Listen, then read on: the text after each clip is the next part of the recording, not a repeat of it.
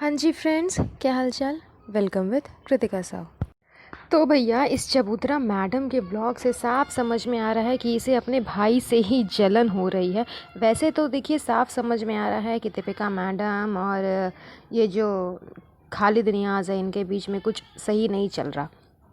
इनके ब्लॉग से साफ नज़र आ रहा था। डिलीवरी वाला जो ब्लॉग डाला गया था उसमें जो टोनी मोनी चिन्नू मिन्नू जो भी है जनाब के दोस्त, वो सब से दीपिका जिस तरह से मिल रही थी, और जब ये आया फ़नी आया और फ़नी से जिस तरह इसने बिहेव किया, जिस तरह से एटीट्यूड दिखाई, तो साफ समझ में आ रहा है कि हाँ भैया वॉर तो अभी भी चल रहा है, लेकिन क्या करे, सामने से कुछ बोल नहीं सकती है, क्योंकि अगर कुछ कहा तो फिर भैया व्यूज़ डाउन हो जाएंगे, कंटेंट भी नहीं मिलेंगे।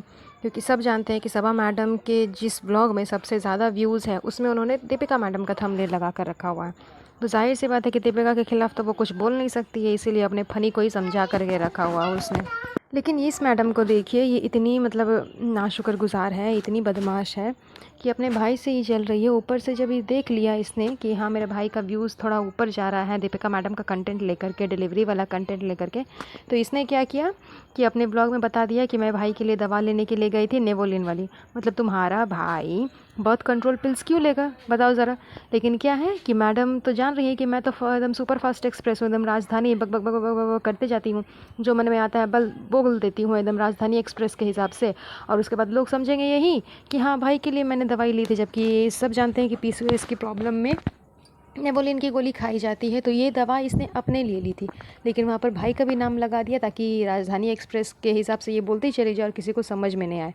तो खैर जो ज़्यादा दिमाग वाला था जिसने इसके ब्लॉग एकदम डीपली देखे, उसे समझ में आ गया कि ये दवाई इसने खुद के लिए ली थी, लेकिन भाई का नाम सिर्फ इसने फंसा दिया। अब जब देखिए, अब ब्लॉग पे ब्लॉग ये मैडम डाली जा रही है, डाली जा रही है, डाली जा रही है, इसे कुछ परवाह नहीं है कि भाई कैसे हैं, भाभी कैसी हैं, बच्चा कैसा है, प्री मैच्योर डिलीवरी हुआ है, बच्चा एनआईसीयू में है, तो उस वो कैसा है नहीं है, इसे बस अपना फालतू का ब्लॉग बनाना, वो भी बकवास ब्लॉग। व्लॉग में देखने उखने लायक कुछ है नहीं, बस फालतू का बकवास। यही बेटी खाला के घर गए थे, उन्होंने 56 भोग बनाया तो हमने खाया, तो इफ्तारी तोड़ी, तो ये तोड़ा, तो वो तोड़ा, तो फास्टिंग था, तो ये किया, तो शॉपिंग गया, ये किया, वो किया, बस यही सभी से दिखाना है। यहाँ पर देखिए, ये गई है बेटी खाला को लेकर के ड्रेस खरीदवाने के लिए। तो तुम जो मैडम बेटी खाला को और मेहर के लिए ड्रेस खरीद रही थी, अच्छी बात है, ईद के लिए तुमने उसे ड्रेस दिलवाया, तो तुम्हें अपनी सासू माँ की याद नहीं आई? तुम एक ड्रेस अपनी सासू माँ के लिए ख़रीद लेती, तुम्हारे फनी साहब की जो बाजी आई हुई है उसके लिए ख़रीद लेती, बच्चों के लिए ख़रीद लेती, जब तुम्हें ड्रेस खरीदवाना ही था ईद के लिए। तो यहाँ पर तो तुम सबके लिए ख़रीद सकती थी। अब यहाँ इनके कुछ पेड पीआर और अंध भक्त आएंगे बकने के लिए कमेंट सेक्शन में कि उसकी पहली ईद है तो ससुराल वाले ना उसे देंगे, कि वही सबको कपड़े खरीद करके देगी। तो खैर सही बात है, उसकी पहली ईद है सबा मैडम की, तो ससुराल वाले उसे कपड़े गिफ्ट वगैरह जो भी देना है दे। लेकिन जब तुम अपनी इसके लिए मेहर के लिए ख़रीद रही थी, बेटी खाला के लिए ख़रीद रही थी, तो तुम अपनी सासू माँ के लिए एक सूट खरीद ही सकती थी। बच्चों जो आए हैं उन बच्चों के लिए ख़रीद सकती थी। अभी सनी की फ़नी का जो ये है बाजी जो है, वो हमेशा तो आते नहीं, ईद की वजह से ही आई है, तो तुम उनके लिए भी ख़रीद सकती थी, कोई प्रॉब्लम नहीं था। लेकिन ना, नहीं ख़रीदना है इसे, क्योंकि ये उनके लिए ख़रीदेगी, इन लॉस के लिए करेगी, तो बदले में इन लॉस इसे क्या देंगे? कुछ भी नहीं।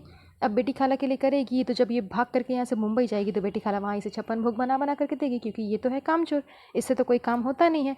और जैसे ही बेटी खाला, नाज़ा खाला, ये लोग सब बहनों की टोलियाँ पहुँचती हैं मुंबई, तो इसकी अम्मी भी एकदम पलंग पे सो जाती है जाकर के, उसे भी पलंग तोड़ना रहता है, सिर्फ कुछ करना धरना रहता नहीं है। तो बेटी खाला को अभी कर करके दे रही है, तो बाद में बेटी खाला कभी बोलने का मुँह नहीं रहेगा ना कि हाँ मैं तुम्हें क्यों खाना बना करके दूँ, चाहे मैं क्यों तुम्हारे पीछे इतना खातिरदारी करूँ, ये करूँ वो करूँ, तुम मेरे लिए क्या करती हो। तो इसने पहले ही मुंह बंद कर दिया है कि हाँ मैं आपको कपड़े खरीद करके दे देती हूँ, उसके बाद मैं जब मुंबई जाऊँगी तो मुझे आप बना करके देना, खिलाना, पकवान, ये 56 भोग कुछ बोल नहीं सकती हो।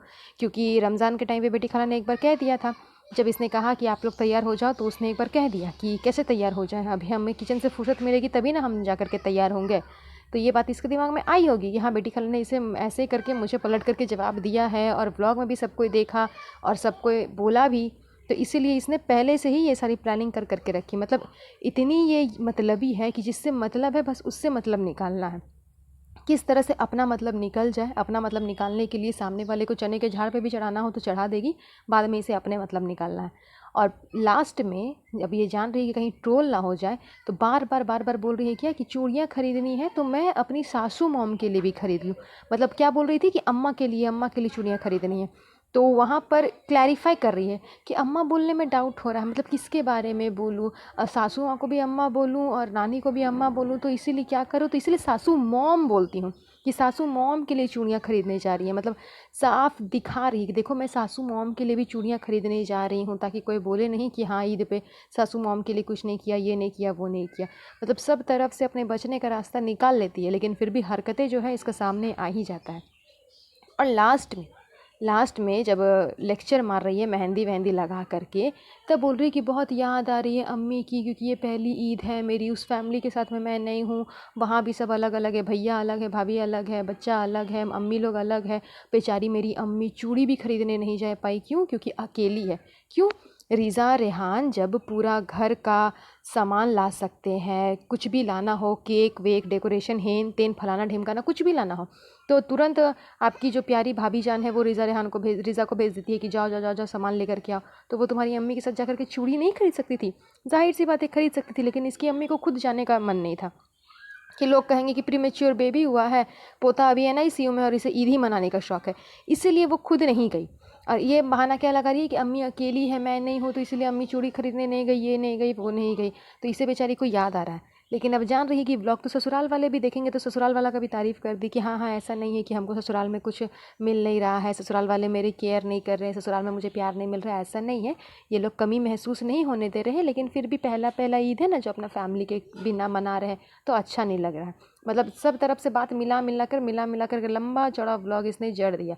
लेकिन इसके जो पेड पीआर है अंधभक्त, तो तुमको नज़र नहीं आता कि जिस तरह से ये सबा मैडम कर रही है, अपने नेफ्यू को छोड़ करके यहाँ पर आ गई है ईद मनाने के लिए। वो प्री मैच्योर बेबी हुआ है, अनबॉर्न, अभी जो डिलीवरी हुआ है, न्यू बेबी बॉर्न हुआ है, वो एनआईसीयू में, इसे वहाँ ज़्यादा ज़रूरत थी इसकी वहाँ पर, लेकिन ना, वहाँ से भाग करके आ गई। क्यों? कि किसी से उस समय रिश्तेदारी निभानी थी, अपनी सनी साहब की बाजी को लेने जाना था। और अभी जब बाजी घर में है तो उसके लिए एक गिफ्ट तक लाने के लिए इसे ध्यान में नहीं है, अभी इसे रिश्तेदारी नहीं निभाना है। तो बहुत ही डबल मीनिंग और बहुत ही डबल कैरेक्टर के हैं ये लोग, इब्राहिम फैमिली। तो अंधभक्तों ज़रा ध्यान दो, हमारे जो रिव्यू है उस पर भी और इनके ब्लॉग पे भी, तो तुम्हें समझ में आ जाएगा कि हम जो कहते हैं वो गलत नहीं कहते हैं। ज़रा ध्यान दे दिया करो, उसके बाद अंधभक्त आकर के भौंकते रहना यहाँ पर कमेंट सेक्शन में, उससे पहले भौंकने मत आना। सो गाइज़, आज की वीडियो में बस इतना ही। अगर वीडियो पसंद आया है तो प्लीज़ प्लीज़ प्लीज़ वीडियो को लाइक करें और ज़्यादा से ज़्यादा वीडियो को शेयर करें। साथ ही साथ इब्राहिम फैमिली से जुड़ी जानकारी पाने के लिए चैनल पे बने रहें। हम रोज़ न्यू पॉडकास्ट लाते रहेंगे और इब्राहिम फैमिली की पोल खोलते रहेंगे। अगर आपको अच्छा लगता है तो प्लीज़ हमारे चैनल पे बने रहें और चैनल को सब्सक्राइब ज़रूर कर दें। तब तक के लिए अपना ध्यान रखें। Have a nice day. Bye bye.